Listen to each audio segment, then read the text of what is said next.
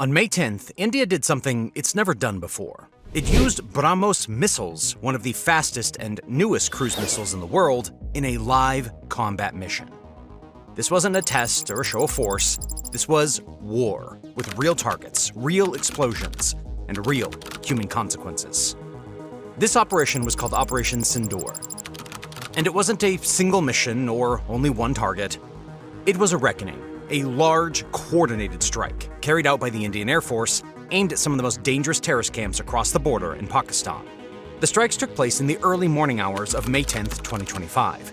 And by the time the sun came up, at least 4 high-value targets were on fire. This all started back on April 22nd, when a brutal terror attack hit Pahalgam in the Indian region of Jammu and Kashmir. 26 people were killed. The group believed to be behind the attack was Jaish-e-Mohammed, a Pakistan-based terrorist group with a long history of violence against India. India promised a response, and the response was devastation. The targeted bases include Rafiki, Murid, Nur Khan, Rahim Yar Khan, Sukur, and Chunian. Additional damage was reported on Skardu, Bolari, Jacobabad, and Sargodha airfields. Radar sites at Pasur and Sialkot were also hit. These were carefully selected military targets based on credible intelligence. India made it clear that the strikes were aimed only at military and terrorist infrastructure, not civilians, not the Pakistani government, and not random villages. The first missile was launched from a Sukhoi 30 MKI fighter jet, a twin-engine Indian aircraft capable of carrying heavy payloads deep into enemy airspace. The plane took off under the cover of night. It flew low to avoid radar. Then, just outside the Pakistani border, the pilot hit the pickle button, and the BrahMos missile was released. The Stage 2 missile dropped like a stone for a second, then caught the air, kicked on its ramjet, and shot forward at nearly Mach 3. It flew low and fast, hugging the terrain to be virtually invisible, and then curved towards Bahawalpur. This is where Jaish-e-Mohammed had its airbase. And it's not just some dusty camp. It's a massive complex. Barracks, training grounds, administration offices, weapons caches, and reportedly a communications hub for cross-border terror operations like we saw on April 22nd. India has been tracking the location for years, and on May 10th, it went up in flames. According to eyewitnesses on the ground, some of whom posted shaky cell phone footage before the cell service was cut, the explosion was massive. It flattened part of the complex and started fires that took hours to contain. Pakistani sources put the death toll at over 50, and Indian intelligence sources say multiple senior operatives were believed to be present during the strike. At the same time, another BrahMos missile was in the air, this one heading for Murid. That's the known base of Lashkar-e-Taiba, the terrorist group responsible for the 2008 Mumbai attacks and dozens of other violent attacks. This missile targeted a facility believed to be a training site, complete with tunnels, firing ranges, and vehicle infrastructure. The explosion hit right at the heart of the camp. Some reports say the shockwave collapsed parts of the underground area. 2 more targets were hit using other weapon systems, like a combination of Indian-made Crystal Maze 2 missiles, hammer-guided munitions, Scalp cruise missiles, and Spice 2000 smart bombs. These were used for medium-range precision strikes on locations that didn't require the speed or range of BrahMos. But BrahMos got the headline, because BrahMos has never been used before. This was its first time in war. Now, let's get into BrahMos. Beginning development in 2001 and deployed with all branches by 2007, India had held the BrahMos as a kind of ace up its sleeve.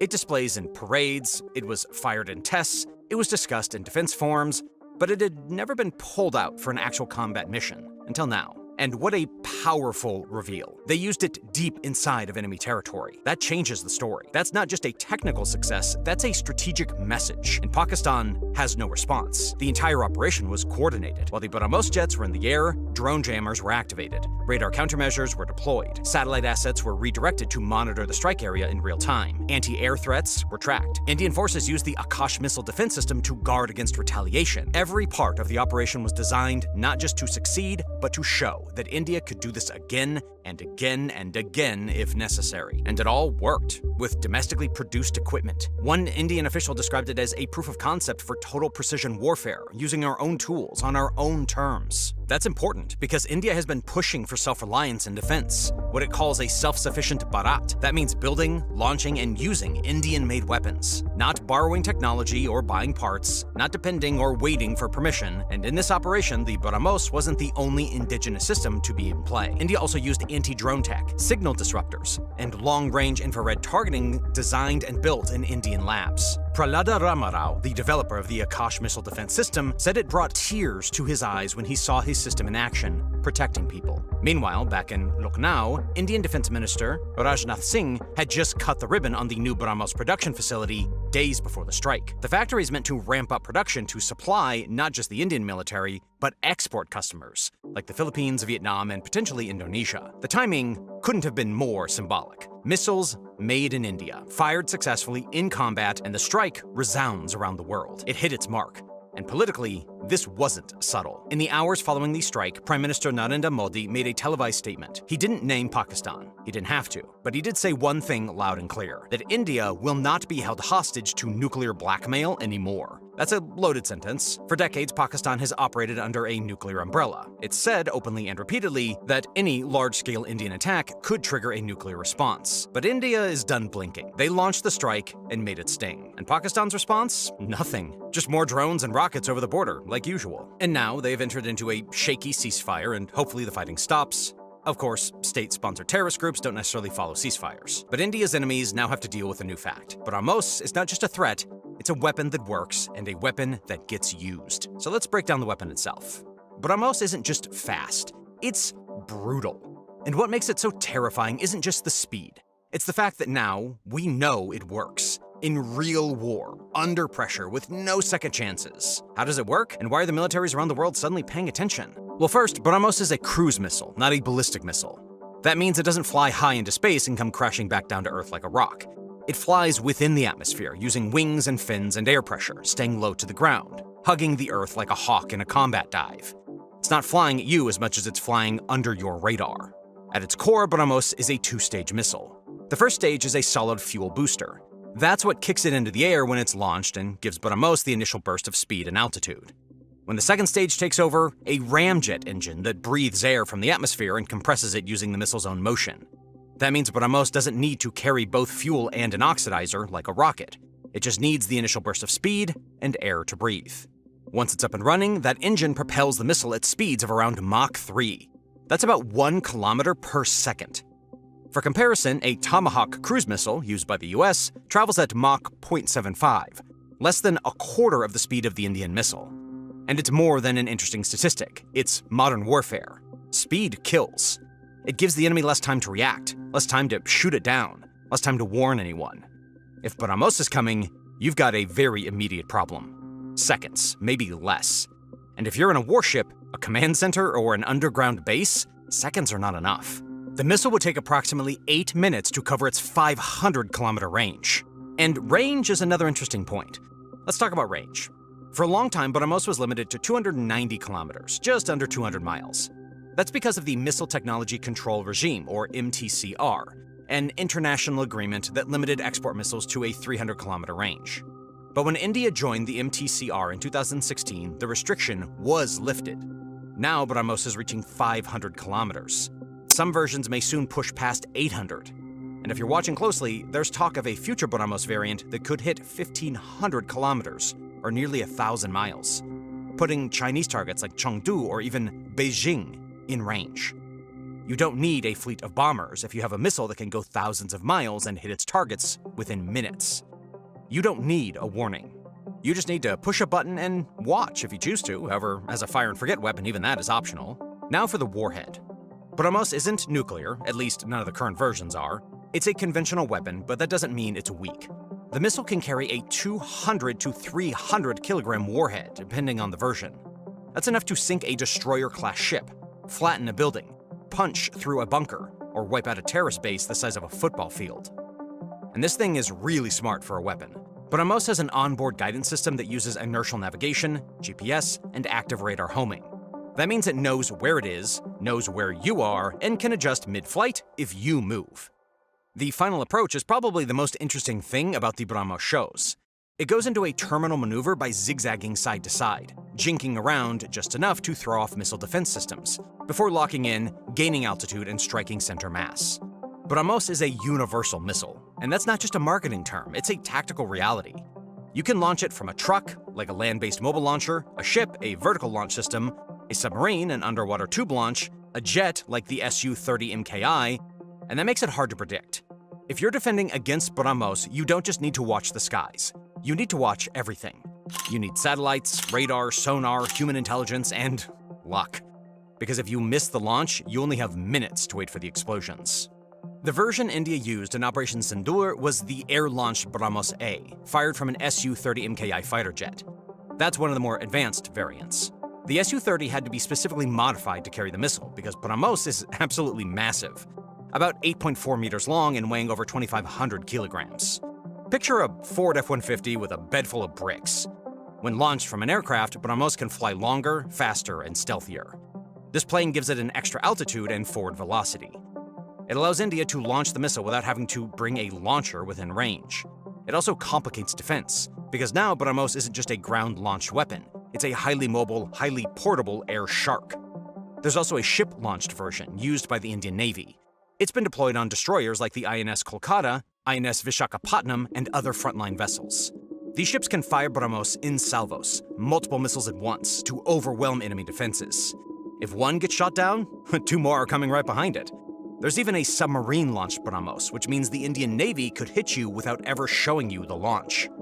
It just comes out of the water, and then it's coming straight at you at Mach 3. Now, the real future of BrahMos is even more terrifying. It's something called the BrahMos 2. That's the hypersonic version. Hypersonic means Mach 5 and above. That's 5 times the speed of sound. That's a mile every second. That's faster than most radar systems can track, and faster than any current air defense system can intercept. Although there is a Japanese railgun currently under development that looks compelling. The goal for BrahMos 2 is Mach 7, nearly 8,600 kilometers per hour. For comparison, that's over twice as fast as a rifle bullet, and almost 10 times faster than a commercial jet. BrahMos 2 isn't here yet, it's still being developed, but the day it arrives, it will instantly become likely the fastest operational weapon in the world. And India will be one of the few countries to have it. Right now, only Russia, China, and possibly the US have hypersonic weapons in testing or limited use. But none of them are exporting them. None of them are this close to deployment. And unlike systems in development, BrahMos isn't a sketch or a whiteboard project. It's real. It's flying. It's being sold globally. And now, it's being used against Pakistan. That's why Operation Sindoor was so important, because it proved that BrahMos can perform under real pressure. It's easy to hit a dummy target in a desert during a calm day. It's a lot harder to drop a missile into a live, defended facility in the middle of a region on high alert, with electronic jamming, enemy radar, bad weather, and political stakes through the roof. But India did it several times in a single day. And now, it's a lot more than a missile. It's a sales pitch. And it's a warning. It's a reputation. Any country thinking about buying it just watched it work perfectly in an integrated system of Indian technology. And any enemy thinking about testing India just saw what happens when you go too far. For most of its modern history, India's military posture was defined by caution. It waited, it warned. It absorbed first strikes and fought back only when there was no other option. And when it did strike, it tried to do so quietly under the radar without shaking the global order too much. But that posture has clearly changed. Under Prime Minister Narendra Modi, India has grown more assertive, more visible, and more willing to take risks. It's not reckless, but it's not shy either, and Operation Sindoor just proved the concept. When Modi came to power in 2014, he brought with him the language of nationalist strength. India, he said, should no longer apologize for defending itself. It should no longer fear escalation every time it is attacked. And most of all, it should not let terrorism hide behind nuclear threats. That was the message after Pulwama in 2019, when a Pakistani-based terror group killed 40 Indian military personnel in a suicide bombing. India responded with airstrikes in Balakot, deep inside of Pakistani territory. At the time, that was already a big step. It was the first time in decades that India had conducted overt cross-border airstrikes without trying to downplay their hand. But even then, India didn't use its top-tier weapons. But now they have. With Operation Sindoor, India went further than Balakot. It used BrahMos, its fastest cruise missile. It struck multiple sites. It did so in coordination with other high-end munitions. And it did it without even blinking, even under the shadow of Pakistan's nuclear arsenal. That was Modi's political and military doctrine in action. Modi's government has made it clear. If you strike India with terror, India will strike you with precision. It won't wait or ask for permission, and it certainly won't apologize. That message plays well at home. Modi's base, nationalist, hawkish, proud of India's growing power, saw the strike not just as a retaliation, but as regional leadership, as proof that India doesn't have to play second fiddle to anyone. that it has its own missiles and the right to launch them at aggressors. India's geography is tough. It shares borders with two nuclear-armed rivals, both of whom have fought wars with it. Pakistan to the west, with a track record of sponsoring non-state terrorist groups. China to the north, with disputed borders, a massive military, and a growing regional footprint. So how does a country like India defend itself without triggering a nuclear war? That's where the real doctrine comes in. India officially maintains a no first-use nuclear policy. That means it will never launch nuclear weapons first, but it will respond to a nuclear attack. It also means India has to win conventional conflicts without relying on nukes. That's a narrow space to operate in. So India developed a strategy called cold start. The idea behind cold start is to strike fast, hard, and conventionally to respond to a provocation with limited but decisive force before Pakistan or anyone else can escalate to the nuclear level. Instead of mobilizing for weeks like in the old days, cold start allowed Indian forces to act within hours. To launch airstrikes, cross the border, destroy specific military or terrorist targets, and then stop before the situation spirals into total war. But cold start only works if India has the tools to make it happen. That's what BrahMos is for. A missile like BrahMos is perfect for cold start. It's fast, it's precise, it doesn't carry a nuclear warhead so it doesn't automatically trigger escalation, but it hits hard enough that no one could ignore it. You don't need to send in troops and tanks and trucks. You don't need to wait for weeks for international support. You just fire. And that's exactly what India did. The missiles used in Operation Sindoor weren't symbolic. They were tactical. They took out command centers, radar sites, launch pads, and terrorist camps. The very infrastructure that groups like Jaish-e-Mohammed and Lashkar-e-Taiba rely on to operate.